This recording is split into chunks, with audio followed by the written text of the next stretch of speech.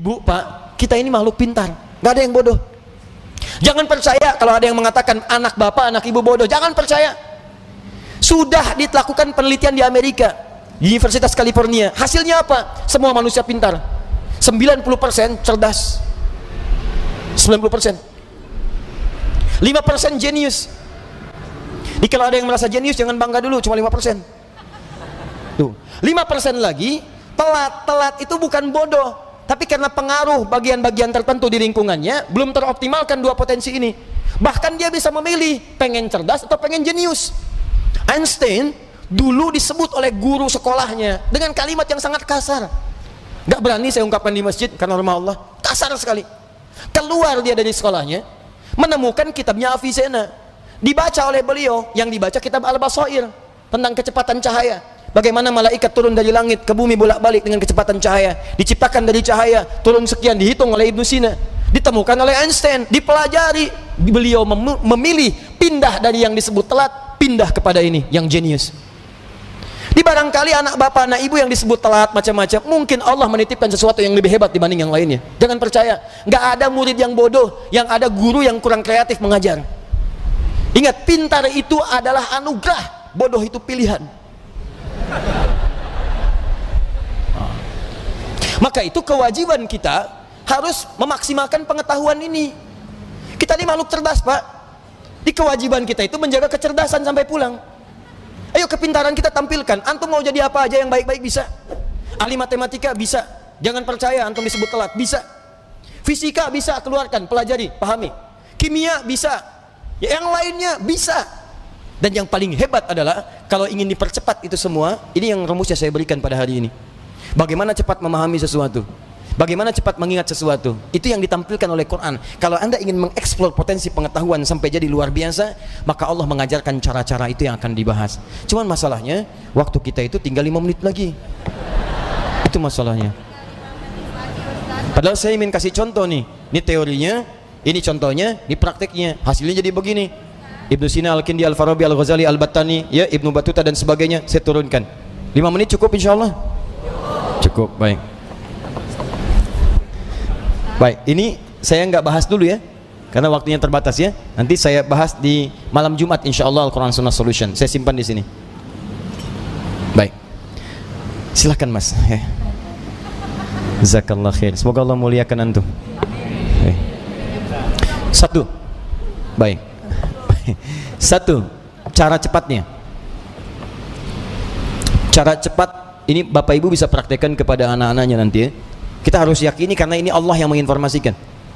Jadi kita dikasih pengetahuan, kewajiban kita adalah memaksimalkan pengetahuan ini untuk mengoptimalkan fungsi kehidupan di dunia. Kita kan hidup di dunia butuh pengetahuan. Ya, bagaimana mengoptimalkannya? Ini saya percepat. Satu, yang standar dulu, standar. Quran surah Al-Alaq ayat yang pertama. Iqra bismi rabbikal ladzi khalaq. Secara sederhana, baca diartikan belajar. Orang Arab sekarang kalau menyebut Iqra, aina taqra, maksudnya aina tadrus, di mana belajar. Maka yang pertama, maaf kalau Anda muslim, Anda beriman, ya, beriman kepada Allah, yakin dengan kesempurnaan diri kita, kewajiban pertama untuk memaksimalkan pengetahuan, tidak boleh ada orang Islam yang tidak belajar, mesti belajar. Kemudian diturunkan lewat hadis Nabi sallallahu alaihi wasallam, lihat cara belajarnya, perhatikan caranya. Awas, bukan biasa. Talabul ilmi fardhatun ala kulli muslim. Belajar, menuntut pengetahuan, ilmu. Nabi mengatakan talabul ilmi. Nah, ini yang mau saya garis bawahi. Ini kadang-kadang suka jarang diterangkan syarahnya secara mendetil. Al-ilmu, talabul ilmi, mencari ilmu. Apa artinya ilmu? Dalam istilah bahasa Arab, cuma ada dua pendekatan makna pada ilmu. Satu al-fahmu, kedua al-idrak. Al-ilmu huwa al-fahmu wal-idrak. Ini yang standar nih. Ilmu itu artinya paham, fahmu, paham. Yang kedua idrak, dijangkau dan dikuasai. Jadi kalau bapak, ibu, atau anaknya misalnya disekolahkan dimanapun, jangan cukupkan hanya hadir di sekolah saja. Jangan cukupkan ditempatkan dia duduk di dalam kelas, jangan. Itu bukan sifat muslim. Sifat muslim itu ketika belajar, cek kembali, paham nggak yang dipelajari, dikuasai nggak pengetahuannya. Jangan biarkan Anda datang cuma ke kampus, ke sekolah untuk duduk, apalagi duduk paling belakang, nggak mau nanya, terus pulang. Lihat, pelajari, pahami. Kenapa rumusnya begini? Kenapa fisika begini? Kenapa hukum gaya F1 sama dengan F2? Kenapa gaya ada tekanan F sama dengan berbanding lurus dengan P? Apa hukum Pascalnya? Kenapa bisa begini? Modifikasi lagi, keluarkan rumus cepatnya. Itu sifat muslim. Hadirkan dalam kehidupan. Ya, jadi apa yang Anda ingin pelajari, jangan cukupkan sampai dengan tahu, kita mesti paham. Apalagi yang dipelajari adalah ilmu-ilmu agama, maka berubah kalimatnya langsung dari fahmu jadi fiqhun, fikih. Fiqhun. Kalau Anda ingin berusaha sampai paham, maka diawali dengan tak di depannya, tak tambah tak. Kalau semangat Anda berlipat, ingin benar-benar paham, berlipat semangatnya, tambahkan tasydid sebelum huruf akhirnya. Pakai qaf, tasydidkan. Maka dari fikih jadi tafaqqaha, ya tafaqqahu, tafaqquh. Muncul Quran surah ke-9 At-Taubah, ayat ke-122, paling kiri sebelah bawah di mushaf. Tafaqquh. Falaula nafara min kulli firqatin minhum ta'ifatun liyatafaqqahu fid din. Wa ma kana al-mu'minuna liyanfiru kaffah. Tidak semestinya semua orang beriman berjuang ke medan perang semua. Falaula nafara min kulli firqatin minhum ta'ifah. Mesti ada sekelompok orang yang berkonsentrasi di antara mereka, orang-orang beriman. Apa konsentrasinya? Liyatafaqqahu fid din, untuk mendalami ad-din. Langsung menggunakan tafaqquh. Yang didalami apa? Ad-din. Apa itu ad-din? Islam. Tahu dari mana? Quran surah ketiga ayat ke-19. Innad dina 'indallahil Islam. Apa itu Islam? Islam turunan-turunan dari amalan. Pokoknya ada 5. Di hadis Muslim, nomor hadis yang ke-8, riwayat Umar bin Khattab radhiyallahu taala anhu. Dari mulai syahadat, dari mulai salat, dari mulai zakat, dari mulai puasa sampai dengan haji. Kalau Anda ingin belajar salat, jangan cukupkan tahu cara takbir. Takbirnya begini ya, ucapkan Allahu Akbar sampai dengan salam. Pertanyaannya, Anda paham nggak yang dibaca? Jangan-jangan selama ini Anda sholat, Anda nggak ngerti yang dibaca. Ruku, Anda nggak ngerti yang dibaca. Sujud, Ibu tidak paham yang dibacakan. Duduk di antara dua sujud berdoa, tapi nggak ngerti doanya. Bagaimana bisa khusyuk dalam sholat? Bagaimana doa Anda bisa dikabulkan kalau Anda nggak ngerti yang dilakukan? Anda kerja urusan dunia saja, Anda sampai sekolah supaya paham, Pak. Ikut training, stadium general, macam-macam supaya paham pekerjaan. Begitu Anda kerja, terima gaji 10 juta, meninggal. Ini urusan akhirat abadi kita. Dibawa sampai ke akhirat, kita yakini itu. Masa urusan akhirat kita biasa-biasa aja? Tuh lihat Abu Bakar, sahabat Nabi, kurang apa lagi? Sahabat Nabi, dari awal, mertua Nabi, hidupnya dengan Nabi, hijrahnya mendampingi Nabi, wafatnya dikubur di samping Nabi. Saking pahamnya dengan sholat, takbir, Allahu Akbar, gemetaran tangannya. Ditanya kenapa? Saya mengatakan Allahu Akbar, saya komitmen Allah yang paling besar, tapi saya takut ketika mengucapkan itu saya pernah merasa besar dalam kehidupan, sombong dari orang lain, merasa besar kepala dalam pasangan, merasa yang paling hebat dalam kehidupan, atau yang paling khusyuk dalam sholat. Saya takut, gemetaran Pak, saking pahamnya Allahu Akbar.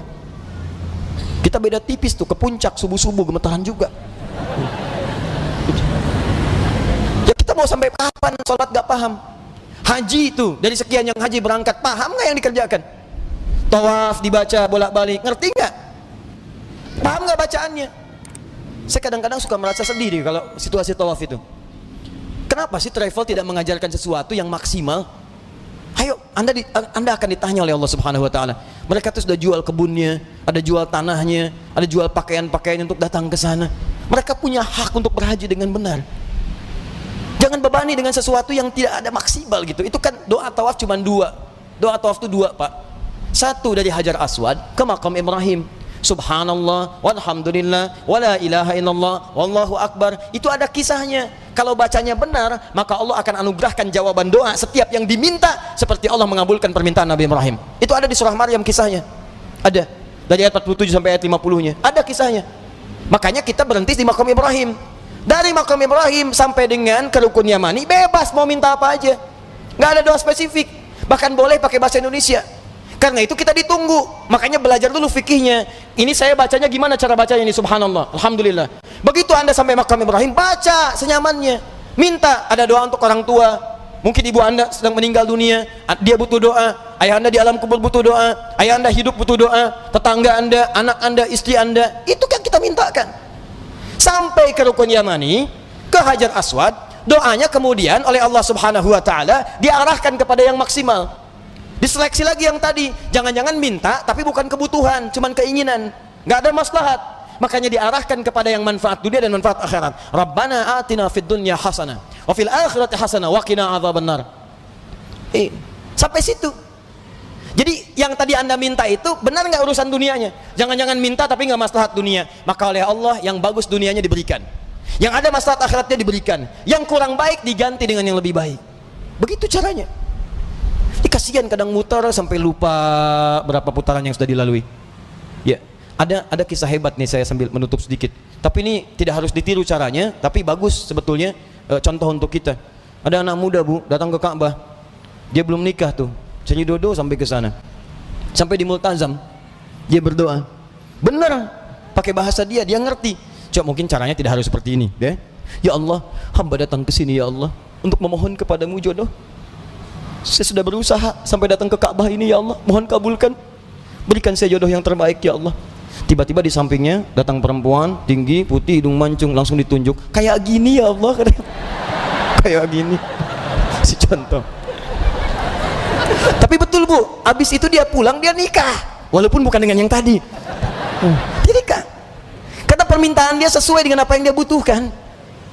Ya, kenapa kita nggak minta dengan bahasa kita? Ada yang lebih unik, datang dia ke situ, bawa catatan.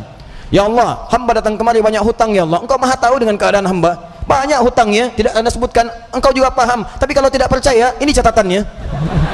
Tempelin. Ada. Ya, yang mau saya katakan adalah teman-teman sekalian, ini al-ilmu wal fahmu wal idrak.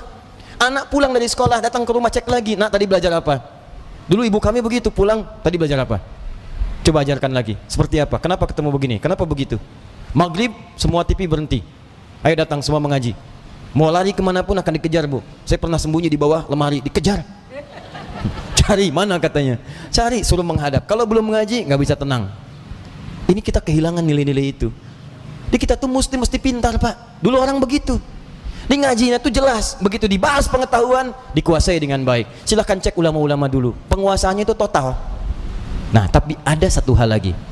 Jika anda kerjakan ini, maka anda akan mendapatkan percepatan pengetahuan dari Allah Subhanahu wa taala melampaui batas-batas pengetahuan biasa. Apakah kemudian tips yang diberikan oleh Al-Quran sebagai petunjuk itu, ini yang paling penting kita dapatkan. Tapi sayang, waktunya habis, kita harus berjumpa dengan kesempatan yang berikutnya.